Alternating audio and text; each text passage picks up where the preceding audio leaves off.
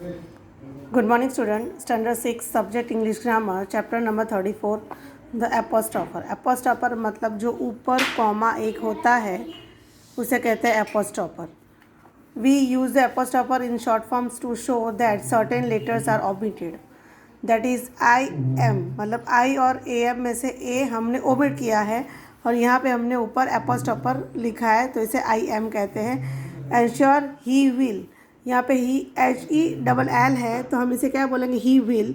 Forgive you if you don't का full form क्या आएगा do not. Ask him for money. So here I am we will और do not ये तीनों का शॉर्ट फॉर्म क्या है आई एम ही विल और डोंट. ठीक है. सो यहाँ पे हमने शॉर्ट फॉर्म जो किया है और बीच में जो हमने ऊपर कॉमा लगाया है उसे कहते हैं एपोस्ट्रोफर S. Some contracted for short forms like IVE, I have, they are, you will, can't, cannot, shan't, shall not, we, where, we are, let us, I shall, want, will not, aren't, are not, she had or she would, he is or he has, he had or he would, there is और there has, couldn't, could not. सो ये सारे short form है जो हम कभी कभी हमारे sentences में यूज़ करते हैं. We use the apostrophe to show the process possessive case for nouns. Sorry, apostrophe हम पॉजेसिव केस में ही यूज़ करते हैं.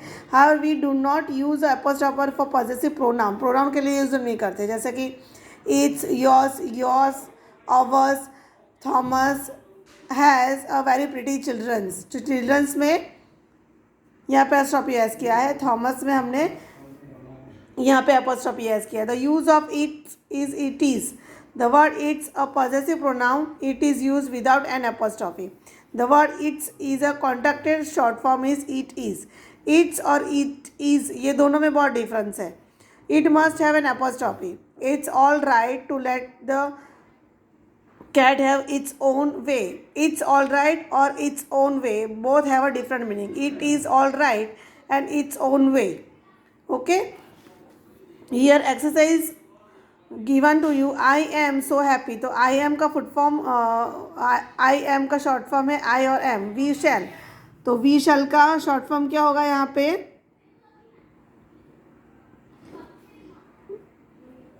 We shall.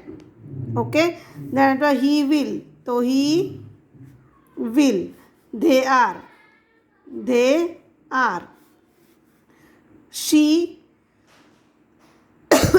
शी वुड, तो क्या करेंगे यहाँ पे she would.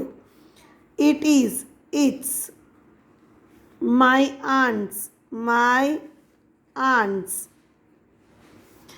You are, you're. जेम्सन, लेट्स. ओके. सो ये सारे फुल फॉर्म के शॉर्ट फॉर्म हमने बनाए हैं और बाद में आपको कंटिन्यू यहाँ पे सेंटेंस करना है.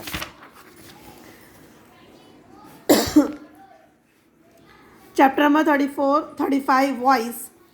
एक्टिव वॉइस और पैसिव वॉइस. वॉइस में दो आता है, एक एक्टिव वॉइस, एक दूसरा होता है passive voice. In the active voice the subject is the doer of the action. In the active voice the action passes from the subject to object. Active voice में पहले सब्जेक्ट आता है उसके बाद ऑब्जेक्ट आता है और पैसिव वॉइस में पहले ऑब्जेक्ट आता है बाद में सब्जेक्ट आता है. Nitin threw the ball.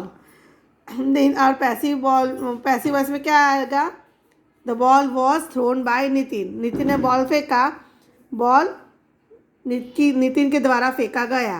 तो नितिन ने बॉल फेंका वो एक्टिव वॉइस है और बॉल नितिन के द्वारा फेंका गया वो पैसिव वॉइस है. How to change the voice. Bring the object to the subject position. Take the subject after the verb and change the verb to the passive voice. Object को पहले लाना है, सब्जेक्ट को बाद में लाना है, तब आप पैसिव वॉइस में यूज़ कर सकते हैं. और एक्टिव वॉइस में सब्जेक्ट पहले आता है और ऑब्जेक्ट बाद में आता है.